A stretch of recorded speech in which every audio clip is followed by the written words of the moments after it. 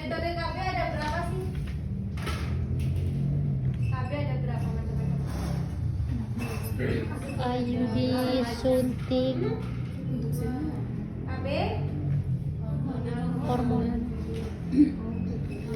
terus apa lagi? non hormonal, alamiah. Jadi yang pakai itu pakai KB alami sama modern.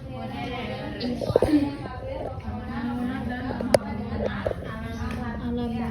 Oke, yang pertama kita ke ini ya, ke apa namanya? Alami. Alami apa saja? IUD, mal, Secara teori aja nanti video berapa pemasangan apa?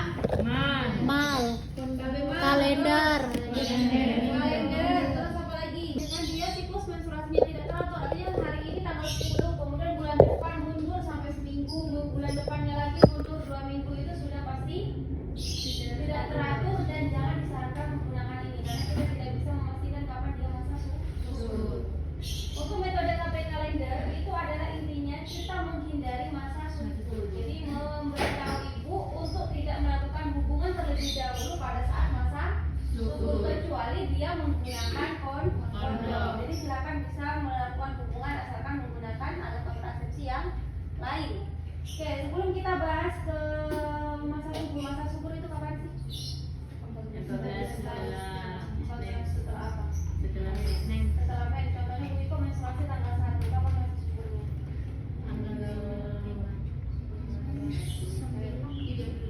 Ayo, saya menstruasinya tanggal 1, kapan masa subur saya? Itu kalau siklusnya 28 sampai dengan 32 ya, boleh menggunakan ini. Kalau dia maju sampai seminggu, kemudian mundur sampai seminggu, sudah jangan sarankan menggunakan ini. Jadi kita prinsipnya tahu saja, itu tadi kuncinya. Kalau ibu menggunakan kalender, asalkan 6 bulan terakhir itu menstruasinya teratur.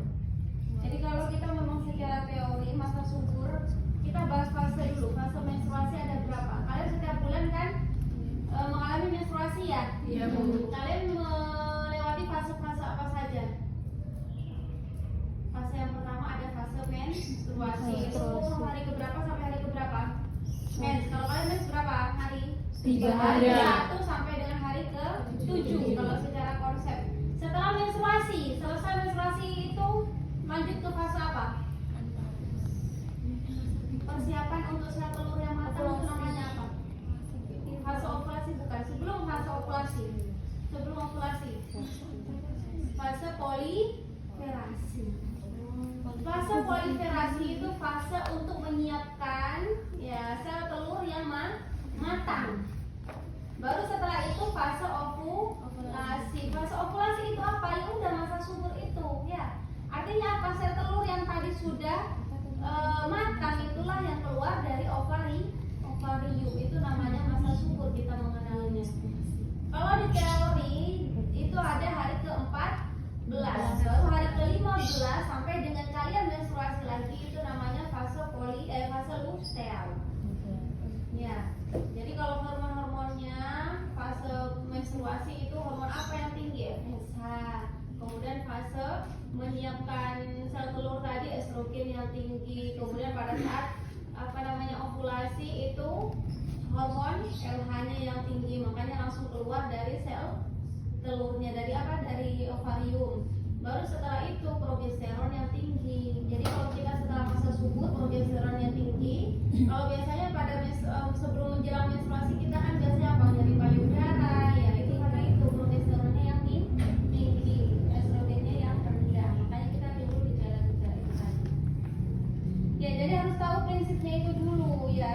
Jadi setiap orang itu berbeda-beda masa suburnya. Contohnya dari antara ini Liberta sama Marim pasti berbeda. Jadi tidak hanya semata-mata tanggal 14 bukan ya. Jadi memang secara teori seperti itu, tetapi setiap orang berbeda-beda. Kalau kita sebagai bidan kita tidak difasilitasi USG, jadi hanya memperkirakan secara konsep itu tadi ya. Jadi makanya kalau contohnya Bu Iko tadi ya ada pasien yang menggunakan kalender, dia menstruasi tanggal 1. Dia 6 bulan berturut-turut siklusnya 30, berarti oke lah di hari ke-14 akan mengalami ovulasi atau masa subur. Biasanya ditandai dengan apa? Keluarnya keputihan yang bening, kental, terus pada saat kita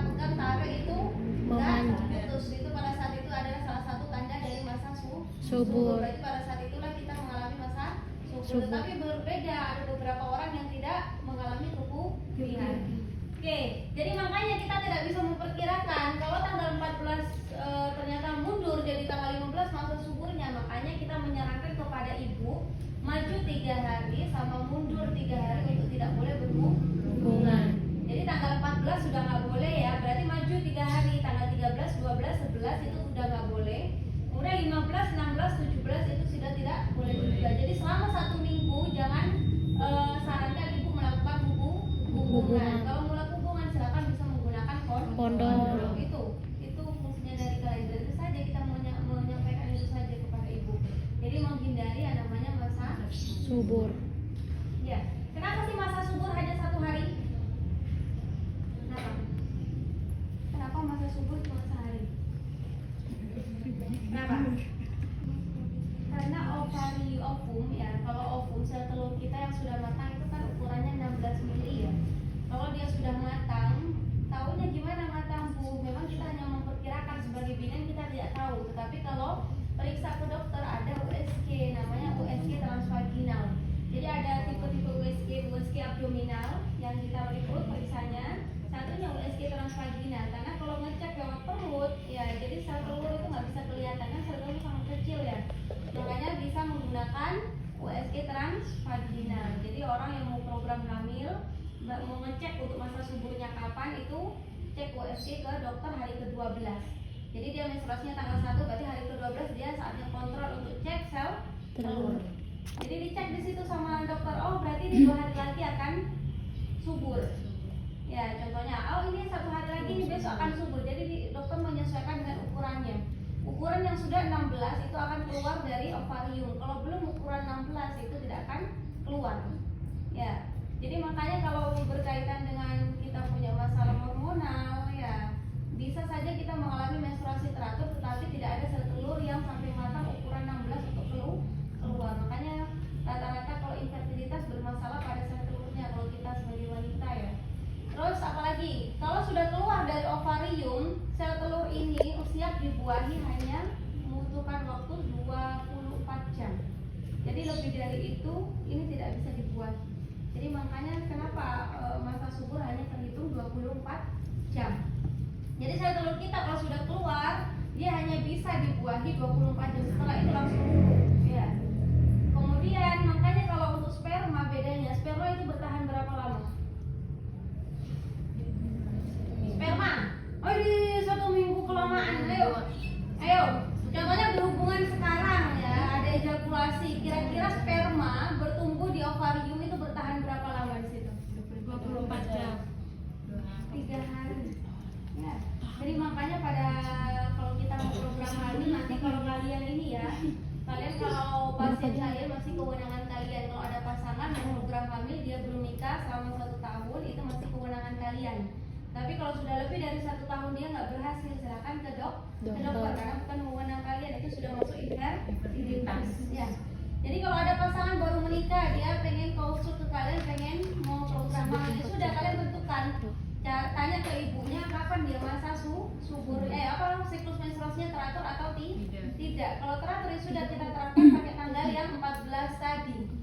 Jadi makanya dianjurkan untuk berhubungan jadi sebelum masa subur. Harapannya apa? Jadi sudah dikepung ya, sel telur itu sudah dikepung sebelum keluar, jadi sudah ada sperma yang sudah masuk. Jadi kan kalau misal ternyata belum berhubungannya saat masa subur ya, jadi khawatirnya nanti tidak ada sperma sama sekali yang ada di dalam uterus. Jadi makanya berhubungan hamil 2. Jadi kalau berhubungan itu minimal berapa kali sih?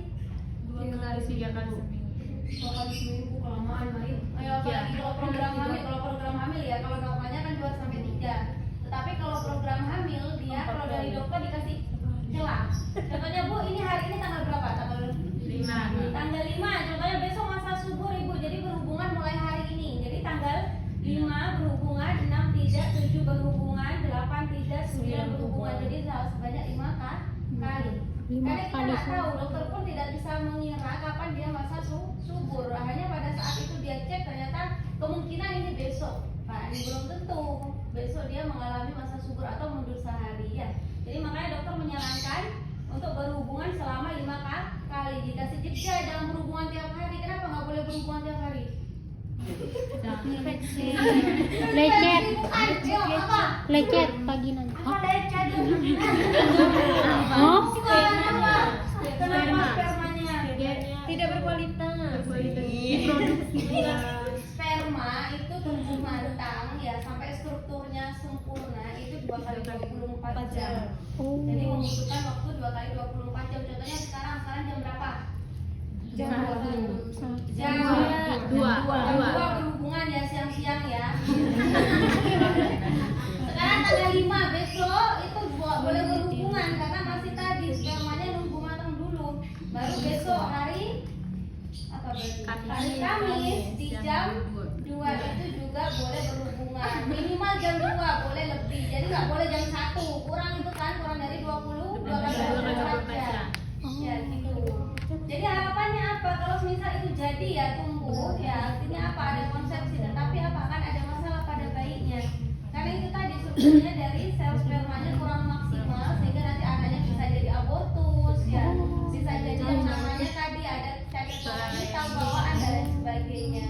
Jadi tergantung dari kalau ada masalah cacat bawaan itu adalah bermasalah sama bukan makanan tetapi dari sel telur atau dari sel Sperma. Ya. Itu ya. Jadi jangan dikepung setiap hari berhubungan ya. 2 hari sekali. Itu kalau untuk program hamil. Jadi kalau untuk KB keluarga berencana artinya apa? Menghindari masa subur. Jadi maju nambah 3 hari sebelumnya, kemudian tambah 3 hari setelah setelahnya. Jadi 7 hari itu tidak boleh berhubungan tanpa adanya kontrasepsi. Itu fungsinya kalender. Ada yang ditanyakan? Sudah cukup?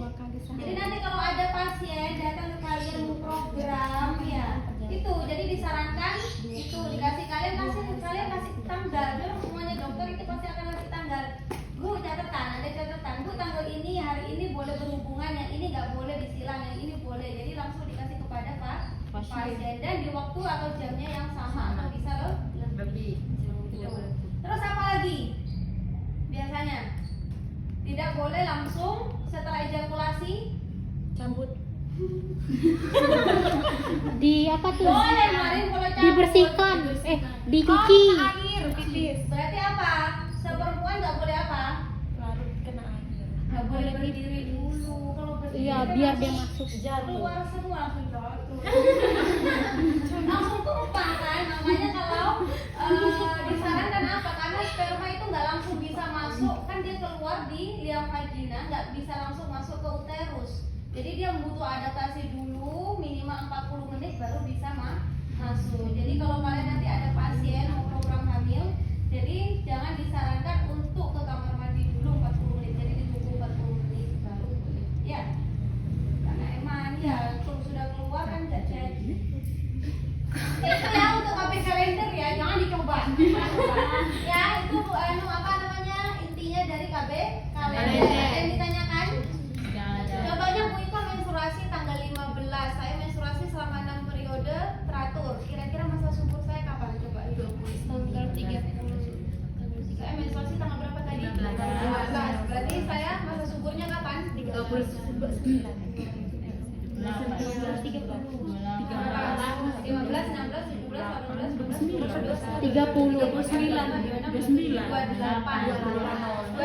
itu masa subur. Jadi maju 3 hari. Jadi mulai tanggal 26, 27, 28, 29, 30, 3 jam tanggal 1, tanggal 2 bulan berikutnya nggak boleh. Jadi 7 hari ya totalnya ya. Paham nggak? Paham. Jadi contohnya menstruasinya masa suburnya tanggal 15 berarti maju 3 hari, mundur 3 hari. Berarti nambah. Jadi selama 7 hari itu tidak boleh berhubungan. Karena kita hanya estimasi, dokter aja juga bisa hanya mengestimasi itu tanggalnya. Oke, sampai sini ada yang ditanyakan? Oke, silakan buka bukunya, nggak ada yang bawa buku ya bukunya. Oke, yang paling penting adalah pada pasien dengan apa sih? Semua pasien bisa menggunakan kondom asalkan dia tidak mengalami alergi pada Vagina. Penis. pada ini bahannya ini apa? Latek. Latek. Karet, karetnya asalkan enggak alergi. Silakan siapapun ya, bukan siapapun kalian belum boleh. Ya Bu. Ya, boleh menggunakan ini asalkan ya itu tadi tidak mengalami alergi. Terus pada pasien apa sih wajib menggunakan ini? Yang ini. Oh, yang IMS wajib itu ya, baik itu bapaknya mengalami gonore atau ibunya mengalami HIV salah satunya. Jadi wajib harus pakai ini untuk melindungi satu sama lain. Terus apa lagi? Ya, kelainan medis yang merupakan kontraindikasi. Jadi contohnya kalau pada saat pas punya suami ya, istrinya sedang hamil. Contohnya hamil di atas 37 minggu itu kan sudah saatnya untuk lahir ya. Boleh berhubungan tanpa kontrasepsi atau tanpa kondom.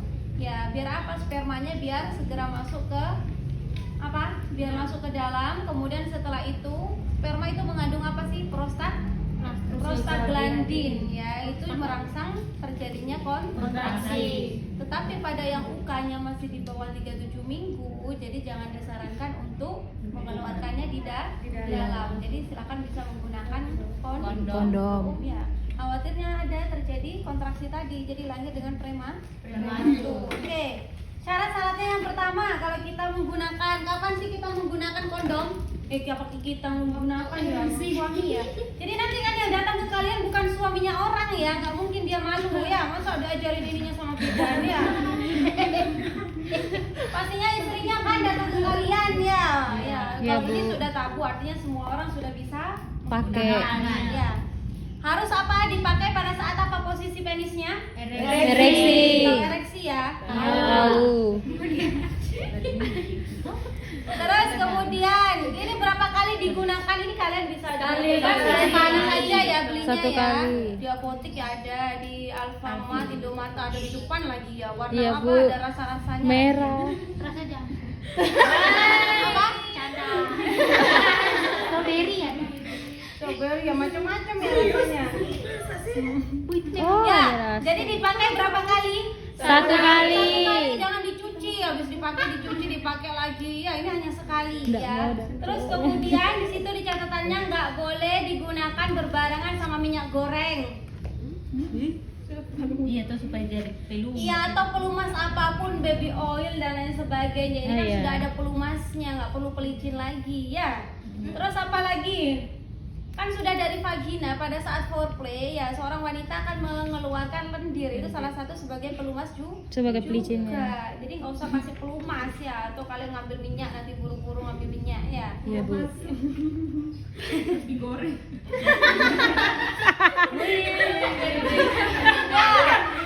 Oke, kemudian itu tadi kalau kita menggunakan baby oil dan lain sebagainya itu rentan terjadinya bocor. Ya, sekuat apapun yang nggak bakal bocor kecuali kalau pakai tadi ya minyak goreng. Ya. Kalau ini sebenarnya apa namanya, untuk efektivitasnya sangat tinggi kalau misal tidak ada Kebocoran. penggunaannya benar ya. Jadi jarang sekali ada kegagalan. Kemudian di sini tanggalnya jangan lupa ya. Di sini kan sudah tertera expirednya. Jadi jangan sampai kalian gunakan ke suami kalian nanti yang Expired. expired ya, yang sudah kadaluarsa. Terus itu ya, sudah ada ditanyakan sampai sini? Sudah ya. Oke, saya pakai handscoon ya, tetapi nanti disampaikan ke ibunya. Masa ibunya mau pakai handscoon ya? Yang memasangkan siapa nanti? Ibunya. Iya, suami. Suaminya bisa sendiri, masa harus dia ada? Ibu dan bapak. Kesepakatan. Kesepakatan antara bapak dan ibu. Ya.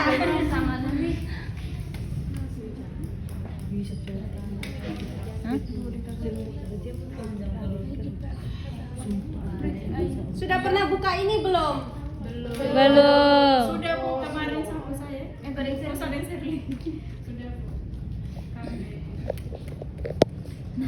Oke, jadi kan seperti ini ya. Nanti kalian kalau ujian beli sendiri ya kondom ya. Iya Bu. Jadi jangan digunakan ulang. Iya memang beli. Kan itu satu itu 9.000, isinya 4 sama 3 tadi itu.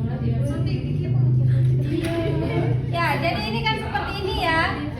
Kemudian kalian pegang ujungnya. Harapannya apa? Ada rongga. Jadi nanti kalau misal ada ejakulasi ya, ada spermanya tertampung di luar, ada rongganya. Oke. Setelah itu kita tekan ujungnya. Setelah itu ya sudah kita. Ini licin ya karena pantum ya.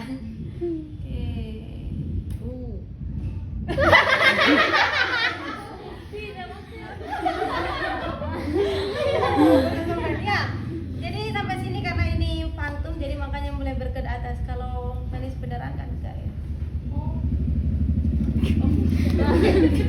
Oke, baru boleh melakukan Hubungan. koitus. Ya, boleh melakukan sanggama itu tadi. Kemudian gimana kalau sudah ejakulasi? Tahu ejakulasi ya? Tahu. Oke, setelah sperma keluar baru kapan ini dilepas? Setelah habis ejakulasi. Iya, setelah ejakulasi terus. Masih ekres. Ya sudah, dikeluarkan perlahan. Ya, jadi dikeluarkan perlahan. Kemudian jangan lupa ini dipegang ya, baru dilepas ya penisnya dari dari vagina ibu. Vagina dari kondomnya dulu. Jangan dilepas di dalam nanti bocor ya. Ini kalau misal dia mau berhubungan lagi, jangan lupa pakai yang lagi. Jadi jangan sampai pakai yang ini kemudian berhubungan lagi. Khawatirnya apa? Bocor. Bocor. Ya, kita tidak bisa memperkirakan. Jadi dikasih tahu entah ibunya 1 kali, 2 kali, 3 kali ya berhubungan ya. Jadi tetap Bu, 1 kali ejakulasi, 1 kali keluar. Jadi silakan dilepas dulu. Jadi jangan dipakai yang ini untuk berhubungan lagi ya. Nanti khawatirnya ibunya setelah berhubungan pakai ini terus ya, boy. Bocor ya. Setelah itu jangan lupa sebelum dilepaskan ininya ditahan, baru setelah itu dilepas. Ya, dilepasnya gimana? Kalau dilepas kan sudah nggak ereksi gini ya. Jadi mudah ngelepasnya. Jadi kan posisinya sudah gini ya. Ya, ini karena susah itu tadi. Karena pantumnya itu tadi. Oke. Kemudian setelah itu Pantumnya ereksi mulu. pantumnya ereksi terus. Ya, ini kalau anda memang gampang kalau Kenapa? bisa- Telah beda. Ya, Oh, baru setelah itu kita tampung, habis itu kita ikat. Jadi jangan sampai bocor kemana-mana, tumpah kemana-mana. Oke, sampai sini ada yang ditanyakan? Ada yang ditanyakan nggak? Tidak ada Bu. Sudah cukup? Cukup Bu. Kayak membayangkan. Membayangkan malam pertama. Oke, sudah ya. Untuk kondom ada yang ditanyakan? Tidak. Udah. Ini apa saja? Coba buka bukunya.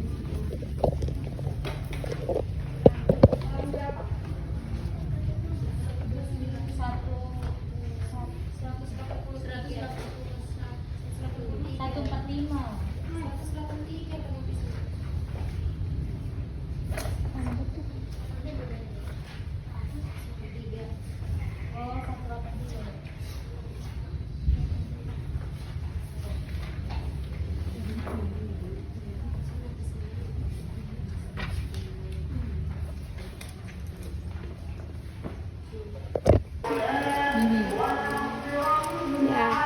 Setelah itu kelihatan ternyata benangnya sudah langsung ambil Aligator. aligator langsung. Kan kelihatan ya. Ternyata kalau nggak kelihatan Bu di dalam bagaimana sudah berarti kita butuh yang namanya tenakulum untuk Tenakulum. melebarkan. Jadi kita jepit porsionya. Ya, bahkan kelihatan. Jadi setelah jepit porsio kayak gini kan kelihatan ya. Baru kita lepas. Ternyata kalau tanpa jepit porsio bisa ya sudah nggak usah ya. Sudah angkat.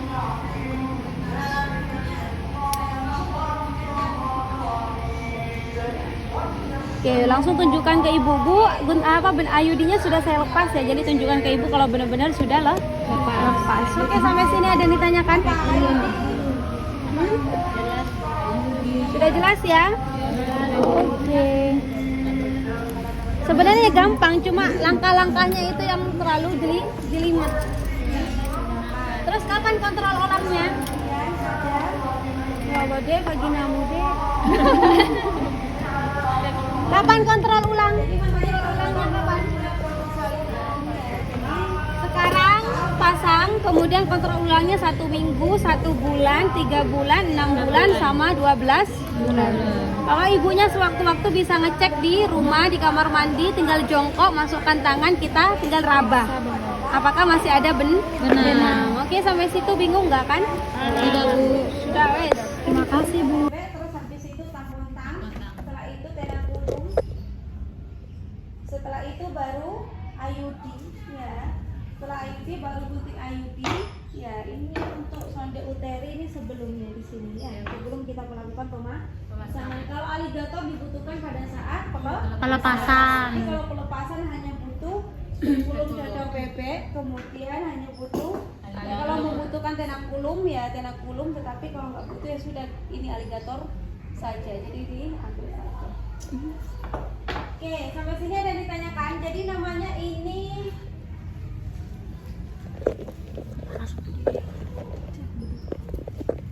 Oke, ini kalau kita beli baru ya. Jadi IUD-nya seperti ini bentuknya kalau baru.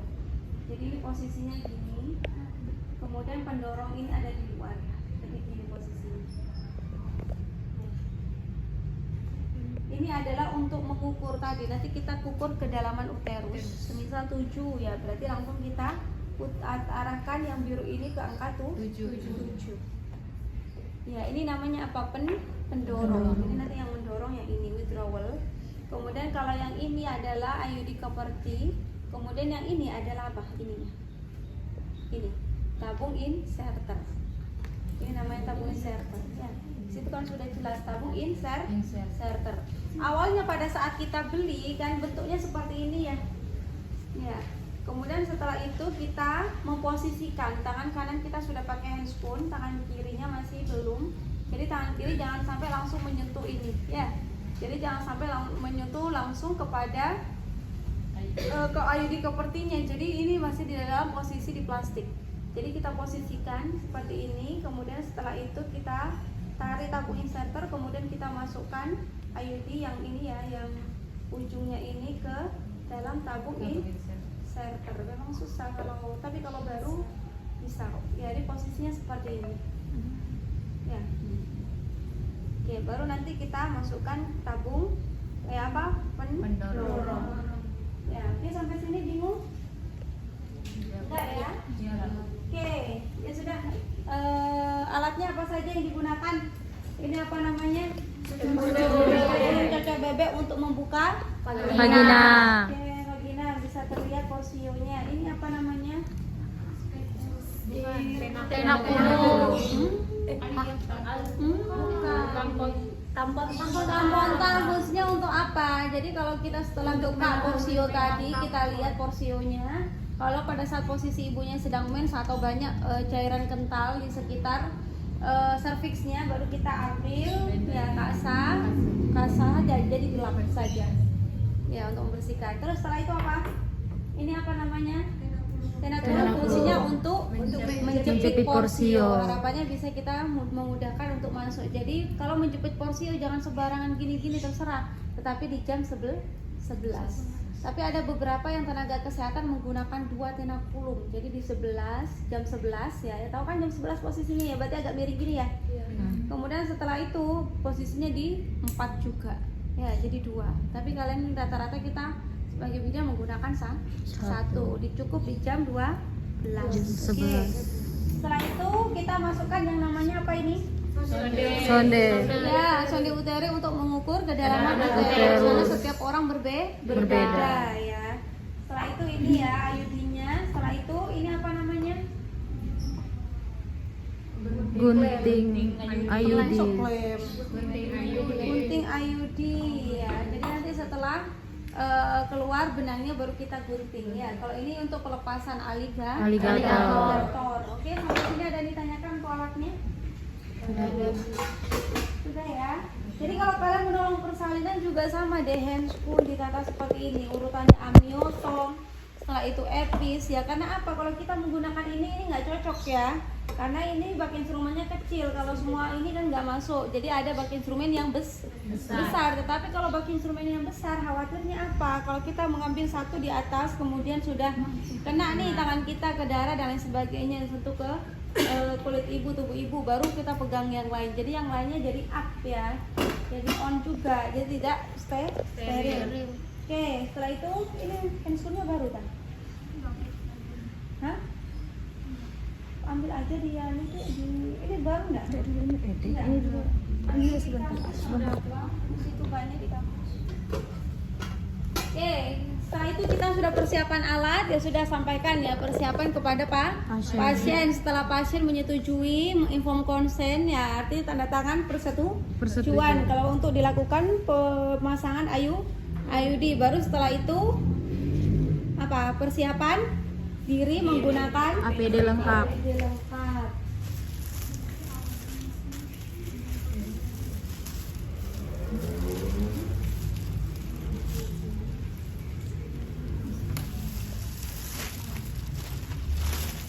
Nanti lengkap ya, apron, ini apa namanya, lutut, kemudian masker, kap kepala ya. Ini karena semuanya saya pakai. Aku pakai setir HP ya.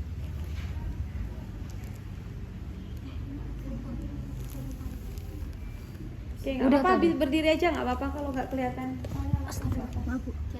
Berdiri saja nggak apa-apa.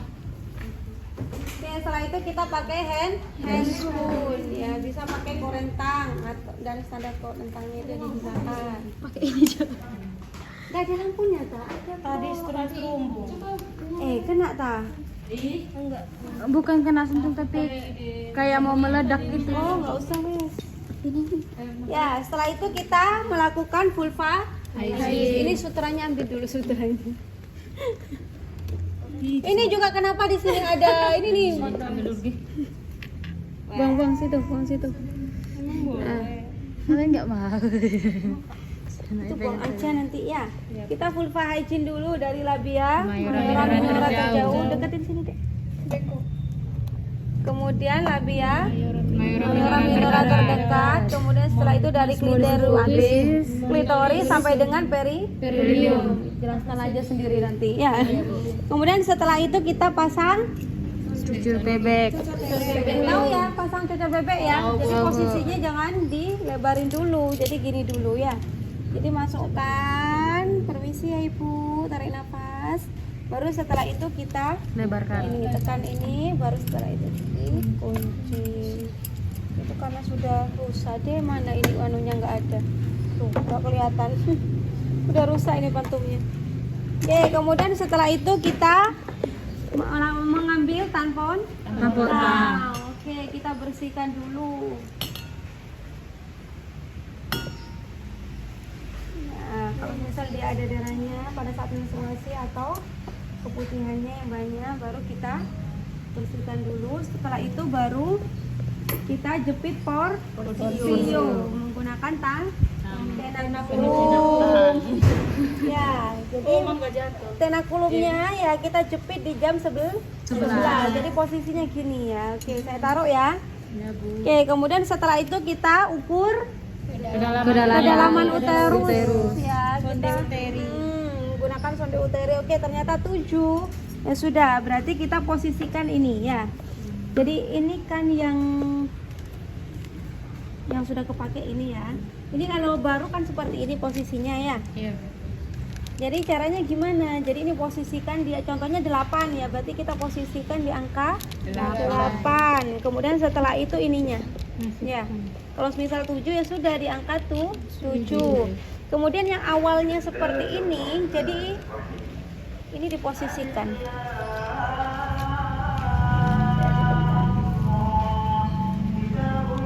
Ini diginikan ya. Setelah itu kita masukkan. Paham ya? Masukkan di tabung inserter. Tarik sini. Sampai sini bingung? Jadi ditekan terlebih dahulu. Jadi awalnya yang gini. Awalnya kalau kita pas baru, jadi kan dia seperti ini. Kita tekukan. Kita lekukan. Terus setelah itu masukkan ke dalam tabung inserter. Sampai gini. Tabung inserter.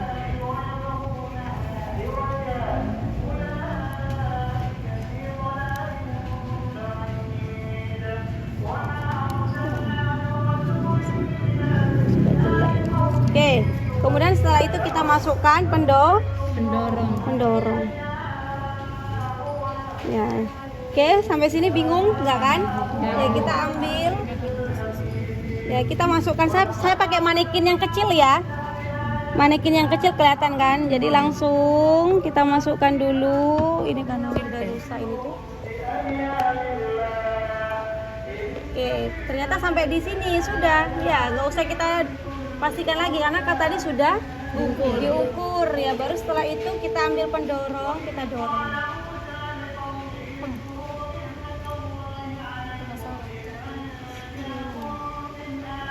Jadi inserternya kita tarik. Kalau ini kan pantum ya, pantumnya licin ya. Kalau di vagina kan kental kemudian lengket ya. Jadi langsung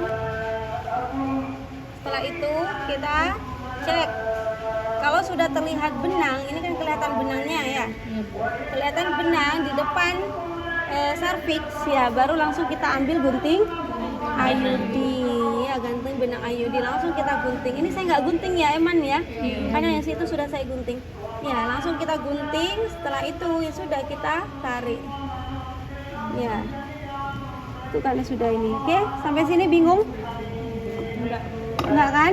Ya, baru setelah itu kita ambil apa ini namanya? Tampon tang. Kemudian setelah itu kita celupkan ke betadine. Baru setelah itu kita bersihkan.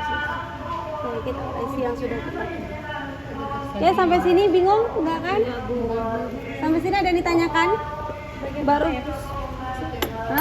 setelah ini kan uterusnya. Ini kan cervix yang bulat itu, yang pada saat kita buka ini kan kelihatan bulat. Kalau yang ini adalah cervix. Jadi nanti kalian guntingnya di sini ya, karena ini saya Eman, nggak saya gunting ya. Jadi guntingnya di sini. Gitu ya. Terus di lubang vaginanya, Bu. Kan kita masukkan lewat sini kelihatan. Karena ini udah dilebarin. Jadi guntingnya langsung masukkan gini ya. Langsung gunting. Kalau ini kan kelihatan enak ya, kalau di dalam kan memang jelimet ya. Mana ya. Jadi memang estimasi itu ya. Oke, sampai sini bingung, baru setelah itu kita beresin semuanya ya, diambil penakulumnya ya, dikembalikan ditaruh di bak instrumen karena apa? Bengkok, karena bengkoknya kekecilan itu ya. Baru setelah itu kita lepas. Baru setelah itu kita miringkan, setelah miringkan baru kita sampai sini bingung?